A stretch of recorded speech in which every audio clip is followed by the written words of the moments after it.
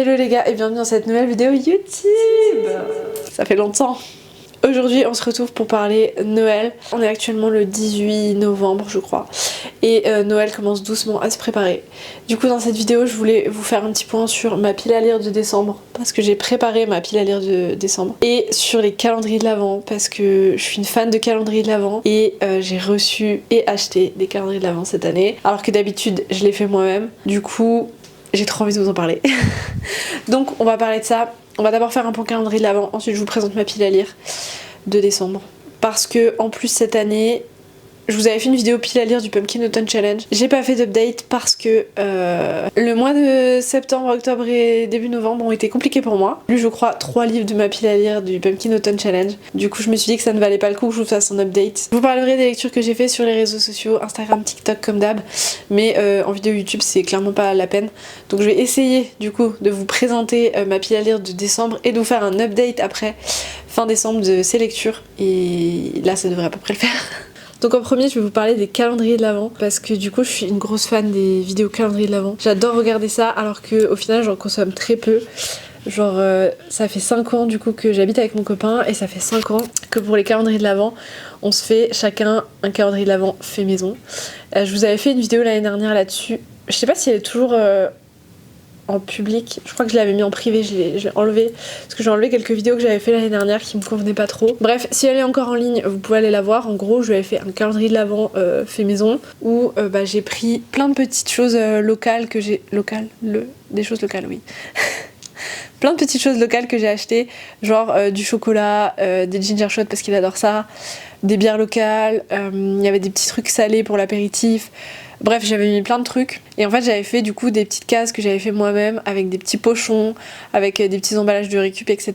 Et je lui ai fait tout un calendrier personnalisé avec que des trucs qui kiffent pour le mois de décembre. Et j'étais trop contente de ça. Et cette année j'avoue j'ai craqué, je me suis acheté un calendrier de l'Avent. Là je les ai à côté de moi. Je dis les parce que du coup j'ai craqué, je me suis acheté un calendrier de l'Avent. Je vais vous montrer lequel c'est, je vais vous expliquer pourquoi. Et ensuite, on a reçu un calendrier de l'Avent un peu particulier à partager de la part de la copine de mon frère. Et je le trouve trop cool aussi, je trouve que c'est une super idée et du coup je voulais vous partager ça. Et ensuite j'ai acheté un calendrier de l'Avent de chocolat à mon copain parce qu'il avait aussi envie d'avoir ses petits chocolats cette année. Du coup je vais vous présenter tout ça parce que voilà, je suis une fan de calendrier de l'Avent donc j'ai vraiment trop envie d'en parler. Bref. Sans plus tarder, du coup je vais vous présenter le fameux calendrier de l'Avent que je me suis acheté cette année. J'avais envie de me faire plaisir. Il coûte un peu cher parce que du coup il coûte à peu près 40 € je crois. C'est un calendrier de l'Avent de Madeleine. Du coup c'est celui-ci, c'est le calendrier de l'Avent Maison Colibri. Donc c'est des fabricants de madeleines français, ils sont Charentes je crois. Et ils font des madeleines mais pas des madeleines basiques. Genre c'est des madeleines un peu fancy, il y a plein de goûts. Je vais vous montrer un petit peu à quoi il ressemble à l'intérieur et je vais vous lire 2-3 goûts pour qu'on en parle quoi. Voilà, c'est un calendrier que j'ai vu passer l'année dernière, que j'avais trop envie d'acheter. Et cette année je l'ai vu passer sur les réseaux, je me suis dit j'ai quand même vachement envie de l'acheter. Et il y a une nana que je suis qui avait un code promo pour ça. C'est la première fois que j'achète un truc avec un code promo d'influenceur. Et vraiment je trouve qu'un calendrier de l'Avent avec de la bouffe c'est le truc parfait à acheter. Avec un code promo. Du coup je l'ai acheté et je l'ai reçu il y a quelques jours. Je suis trop contente. Déjà il est hyper beau franchement. On va pas se cacher que l'esthétique c'est quand même grave cool à Noël. T'as trop envie d'avoir un beau calendrier. Et voilà, pour les fêtes c'est cool. Alors c'est pas un truc que j'achèterai tous les ans parce que du coup je trouve que ça fait quand même vachement de déchets pour juste une petite période. Hop. J'espère que vous voyez... Ouais, vous voyez quand même assez bien. Donc il est quand même assez conséquent, il y a quand même pas mal de choses dedans. Donc en fait il y a 24 madeleines et c'est des recettes hyper originales, dont des recettes inédites pour les fêtes. Alors je ne connais pas du tout Maison Colibri. J'avais juste vu passer leur calendrier de l'Avent et j'ai un peu regardé ce qu'ils faisaient sur les réseaux sociaux. Les madeleines ont l'air hyper quali, les recettes sont hyper stylées. Ce qui est cool c'est que du coup ça vient avec le détail de toutes les madeleines qui sont présentes à l'intérieur. Alors je pense que ce n'est pas par ordre chronologique du 1 au 24. Enfin j'en sais rien en fait, mais bon je sais pas si c'est par ordre chronologique, on verra à l'ouverture, mais en gros du coup il y a toutes les compos, donc si vous avez des intolérances, des allergies, c'est parfait. Moi justement c'est le cas, j'ai des allergies alimentaires, donc j'ai pu checker avant sur le site que c'était ok et que du coup ce que j'allais acheter j'allais pouvoir le manger. Et donc du coup à l'intérieur il y a quand même 6 recettes qui sont inédites, donc ils ont sorti exprès pour ce calendrier de l'Avent j'imagine. Je vais pas l'ouvrir parce que c'est pas une ouverture de calendrier de l'Avent, je vous présente juste le mien. Je vais attendre sagement le 1er décembre pour le commencer, mais je vais vous lire je pense une ou deux recettes pour vous montrer que c'est quand même hyper stylé et que ça a l'air hyper fancy quoi. J'ai vraiment trop hâte de goûter. Du coup par exemple à l'intérieur on a une madeleine saveur cerise fourrée à la griotte, saveur fleur de sakura avec des éclats de pistache. Donc déjà pardon mais c'est méga fancy. On a sinon une madeleine fourrée à la poire moulée au chocolat noir. On a aussi des petites recettes un peu plus réconfortantes on va dire, pas avec des saveurs fruitées. Par exemple la madeleine saveur caramel fourrée au caramel au beurre salé et moulée au chocolat au lait. Il y a la même chose à la pistache avec du moulage chocolat blanc, enfin bref, je vais pas tout vous lire parce que du coup ça spoil un petit peu et je veux pas trop spoiler non plus parce que j'avais pas trop lu, mais du coup il y a des choses au praliné, à la noisette, des choses un petit peu plus fruitées, florales, etc. Je pense que c'est un super bon compromis de calendrier de l'Avent. Je pense que je vous ferai un petit update au cours du mois de décembre sur mes calendriers et ce que je kiffe moins. Si vous avez déjà testé ce calendrier l'année dernière, n'hésitez pas à me dire si vous avez été satisfait, si vous avez kiffé les madeleines. Ensuite c'était pas du tout prévu mais j'étais juste censée m'acheter ce calendrier de l'Avent et basta. Et finalement on a reçu de la part de la copine de mon frère un calendrier de l'Avent à faire à plusieurs et je trouve le concept hyper cool, du coup j'avais envie de vous en parler. On adore tout ce qui est jeu type escape game de plateau on va dire, comme les Unlock, je sais pas si vous connaissez, c'est des boîtes où il y a 3 escapes dedans avec des thématiques différentes et maintenant ils ont même sorti des petites boîtes avec des histoires plus courtes et nous on adore faire ça, il y a différents niveaux, c'est trop bien, ça marche avec une application donc il y a personne qui a besoin d'être maître du jeu. Comme on adore les Unlock, ma sœur adore les Unlock avec son copain, mon frère adore faire ça avec sa copine aussi, et bien du coup sa copine nous a offert un peu le même principe. Alors c'est pas de la série Unlock mais c'est de la série Exit. Je n'ai encore jamais joué à ces jeux là, mais du coup ils ont sorti un calendrier de l'Avent, de ce que j'ai compris parce qu'on l'a pas vraiment ouvert. En fait en gros si vous voulez on a juste déballé, je vous montre un peu ce qu'il y a dedans. C'est vraiment les coulisses ici. Je vous montre un peu l'intérieur, je vous montre le concept parce que nous on a vraiment juste ouvert pour voir un peu mais on s'est rien spoil. On attend vraiment le 1er décembre pour le commencer. En gros à l'intérieur on a toutes les cases. Je regarde vraiment pas trop parce que nous on sait vraiment rien spoil. J'ai envie de tout découvrir au mois de décembre. Et on a deux petits fascicules, le bloc histoire et le bloc aide et livret de règles au cas où il y a besoin d'aide. Donc je pense que c'est assez bien fait. Comme dit, on n'a vraiment pas ouvert le calendrier pour vraiment pas trop se spoil. Donc de ce que j'ai compris, il y a une petite énigme par jour à résoudre, donc du 1er au 24 décembre, et à la fin ça va nous donner la résolution d'un grand problème. Et donc voilà, je trouve ça plutôt cool, on peut le faire à plusieurs en plus. Donc ça c'est trop chouette parce que c'est un calendrier qui est pas forcément individuel, vous pouvez le faire en couple, vous pouvez le faire en famille parce que c'est à partir de 10 ans je crois. Donc ça veut dire que si vous avez des enfants qui sont en âge de faire des jeux aussi comme ça peut être un calendrier familial, donc ça c'est super chouette. Ce qui est bien c'est que ça change de la nourriture, ça change du traditionnel chocolat, c'est potentiellement un calendrier je pense qui pourra être réutilisable après. Et ce qui est cool c'est que nous ça va vraiment être un moment convivial parce que, attendez je vous ai pas expliqué, en gros la copine de mon frère a acheté un calendrier pour du coup mon frère et elle, pour ma soeur et son copain et pour moi et mon copain. Donc ce qui est trop cool c'est qu'on habite chacun dans une ville différente et on va pouvoir faire ce petit calendrier de l'Avent, se faire les cases un peu tous les jours. On a un groupe WhatsApp entre frères et sœurs, on va pouvoir se faire un update de est-ce qu'on a kiffé la case, est-ce que c'était facile, etc. Donc j'ai un peu hâte parce que du coup c'est assez convivial. Et le dernier du coup c'est vraiment un calendrier de l'Avent basique que j'ai pris pour mon copain parce que il voulait un calendrier de l'Avent avec du chocolat quand même à ouvrir. Du coup je me suis dit je vais prendre un Lindt Teddy classique. Donc voilà, c'est vraiment un truc un peu mignon histoire d'avoir un chocolat tous les jours. Rien de spécial mais voilà, ça ce sera nos 3 calendriers de l'Avent cette année. Du coup ce que j'aime trop dans nos calendriers de l'Avent cette année c'est que bah du coup on aura notre petit temps de partage et un moment qui est chouette où on va pouvoir chacun avoir notre petit truc à manger et en même temps on va pouvoir se faire une petite énigme qu'en plus on pourra partager avec mon frère et ma soeur, donc ça c'est trop chouette. Si vous avez déjà eu des calendriers de l'Avent Maison Colibri, bon Lindt les classiques on connaît donc voilà on va pas tergiverser là-dessus. ou Exit. N'hésitez pas à me dire en commentaire si vous avez aimé ces calendriers, si vous avez trouvé que c'était chouette, si vous avez d'autres recos du même style à faire pour d'autres personnes. Normalement cette vidéo elle est publiée avant le 1er décembre, donc si vous avez envie d'offrir ces calendriers à des gens qui aiment les madeleines ou qui aiment les jeux, je trouve ça trop cool. Et sans plus attendre, du coup on va passer à ma pile à lire de décembre. Bon, je vais rester là finalement pour ma pile à lire de décembre. J'avais trop envie de changer de setup, de me mettre à chaque fois dans un endroit différent et tout pour rendre le truc grave dynamique. Bon après voilà, c'est une vidéo posée, on est entre nous. J'ai essayé de faire un petit setup memes avec ça que mon frère m'a ramené hier, c'est un coussin de Noël. Vous le voyez pas mais j'ai le petit feu de bois en plus derrière parce que ce matin il a gelé, il faisait froid. Genre c'est vraiment trop cocooning. Bref, c'est un temps parfait pour parler d'une pile à lire de décembre. Et ça tombe bien parce que cette année, j'ai mis le paquet sur décembre.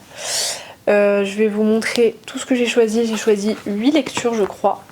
Ils sont toutes ici. Hop. Voilà, petit sneak peek. Donc, je vais commencer par les relectures. Je sais pas si je vais tout lire. En gros l'idée de cette pile à lire c'est que j'ai mis des livres qui se lisent vite, des livres courts, mais aussi des livres un peu plus longs, des livres un peu plus profonds, un peu plus sérieux on va dire, et des romances de Noël. J'ai vraiment essayé de faire un mix, voilà, pour varier un petit peu et pas lire uniquement des romances de Noël. Et dans cette pile à lire j'ai inclus 3 relectures, dont 2 qui me tiennent particulièrement à cœur et que je vais vous présenter. Et on commence par Un chant de Noël de Charles Dickens. Est-ce que j'ai vraiment besoin de vous dire pourquoi? Déjà cette édition elle est pas incroyable mais c'est une édition que j'ai depuis 2013, octobre 2013 précisément. Et que j'adore relire parce que pour moi Noël c'est Charles Dickens et c'est Un chant de Noël. Je sais pas comment le dire mais cette lecture elle est assez courte. Je vous refais pas l'histoire en détail mais je pense que vous connaissez tous. C'est l'histoire de Scrooge qui est un petit vieux un peu grincheux qui n'aime pas Noël et qui va se retrouver face à des fantômes de Noël qui vont du coup lui faire changer un peu son opinion sur Noël.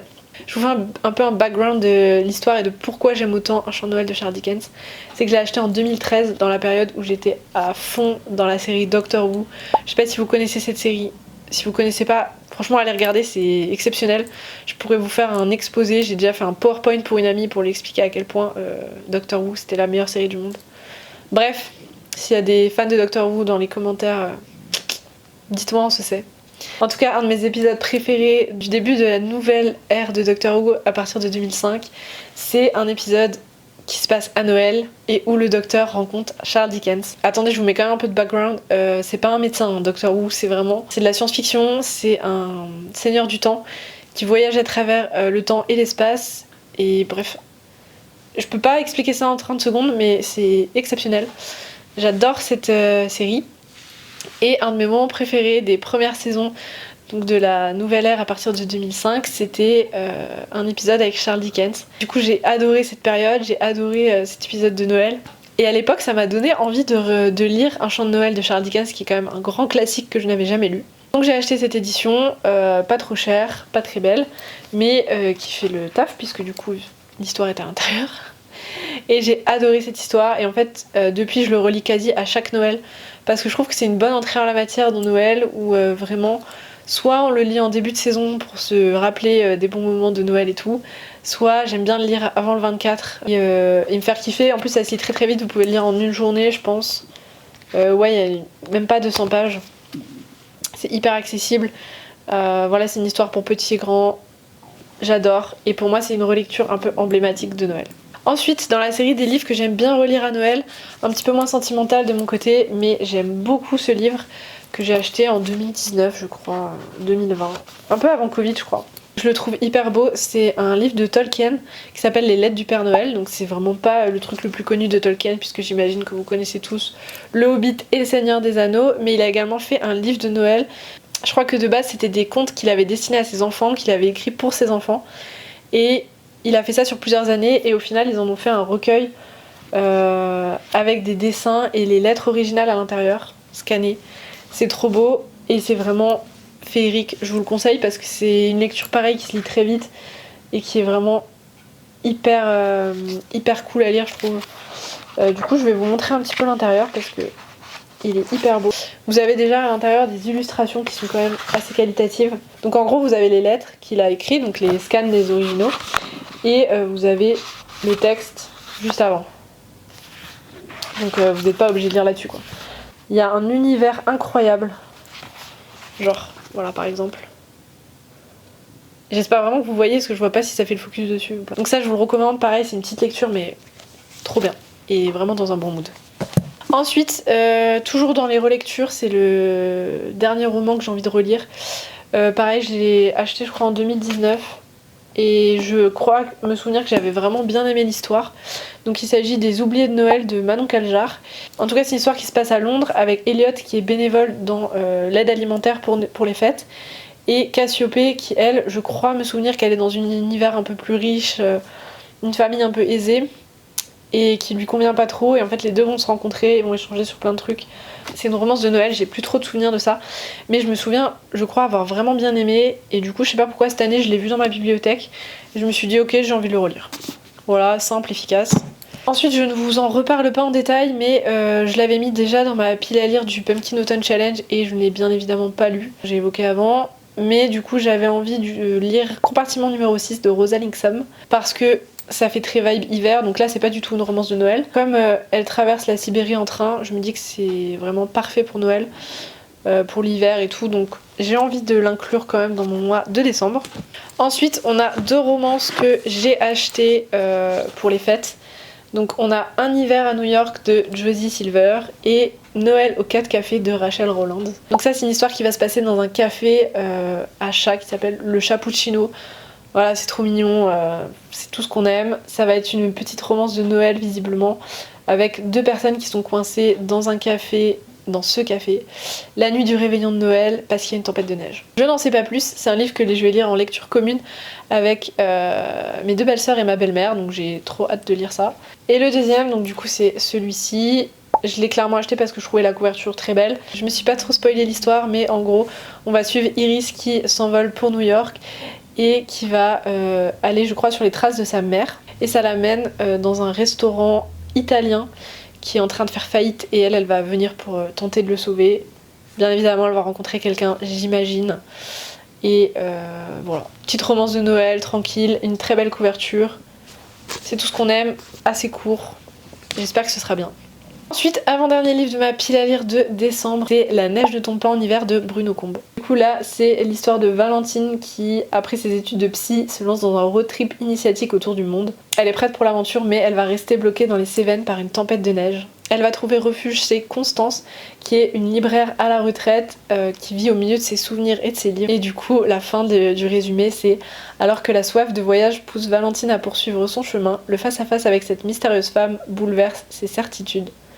Et si ce qu'elle cherchait à des milliers de kilomètres se trouvait finalement tout près, là où elle ne l'aurait jamais imaginé. » Du coup je trouvais les résumés assez mystérieux, j'aime bien le fait que ça se passe dans les Cévennes. Il y a une petite tempête de neige donc j'imagine que ça se passe en hiver. En tout cas j'ai trop hâte de le lire, celui-là il me fait vraiment de l'œil et j'ai hâte de découvrir l'histoire parce que le pitch me fait bien rêver. Et le dernier livre c'est un livre que j'ai acheté en bourse aux livres il y a quelques années et que je n'ai encore jamais lu. Et donc c'est Le mystère de Noël de Mary et Carol Higgins Clark. Et pour le coup celui-là je me suis même pas spoilé le résumé. Je sais pas, j'ai été happée par la couverture, j'ai été happée par le fait que ce soit un mystère de Noël. Donc je ne connais rien et j'aime bien le fait de me dire que je ne connais rien à l'histoire qui va se passer. Donc pareil je lirai pas d'avis, je lirai rien avant de découvrir par moi-même cette lecture. Voilà, parce que les autres je connais un petit peu tous un petit peu le résumé, ce qui va se passer dedans. Je trouve ça bien d'avoir une lecture aussi dans laquelle, pour laquelle on n'a aucune idée de ce qui va se passer. Et c'est trop cool de se lancer un peu comme ça vers l'inconnu. Donc voilà, c'est tout pour ma pile à lire de ce mois de décembre. Je trouve que c'est déjà pas mal. Si j'arrive à tout lire, je serai très contente. Les relectures, du coup, je vais pas forcément les lire en premier. Pour voilà, vraiment me laisser de la place pour des nouvelles histoires. Je vous ferai un petit bilan déjà sur les réseaux sociaux. Si vous me suivez pas sur Instagram et TikTok, allez-y parce que je pense que du coup je vais vous poster toutes les reviews de mes livres. Je les mets aussi toujours sur Babelio. Je vous ferai de toute façon un update je pense sur cette chaîne YouTube. N'hésitez pas vous à me dire en commentaire quels sont les livres que vous avez envie de lire pour le mois de décembre. Si vous avez lu certains de ces livres, n'hésitez pas à me dire. Pareil, je suis toujours curieuse d'avoir des avis sur les lectures que je vais faire. Et si vous aimez aussi Doctor Who, je veux le savoir dans les commentaires parce que je me sens toujours seule à chaque fois, surtout sur la période de Noël, j'adore parler de Doctor Who. Je pense que je ferai une vidéo un jour là-dessus sur mon amour pour cette série. Parce que je regarde vraiment depuis plus de 10 ans et j'adore cette série, genre vraiment exceptionnelle. Là hier je me baladais avec un jean un peu oversize qui me faisait trop penser aux années 2000. Il y avait un coucher de soleil, il y avait une vibe de Noël, je sais pas pourquoi. Et j'ai pensé à Rose Tyler et à Noël, enfin bref. Ceux qui regardent Doctor Who, vous allez comprendre de quoi je parle. Donc si jamais, n'hésitez pas à me dire tout ça en commentaire. Moi je suis trop contente de revenir sur YouTube, j'ai plein de choses à dire, j'ai trop de choses à dire. J'espère que vous avez kiffé cette vidéo. On se retrouve au mois de décembre sur cette chaîne, sur les autres réseaux, on se retrouve partout, bref. Et moi je vous dis à plus dans une prochaine vidéo.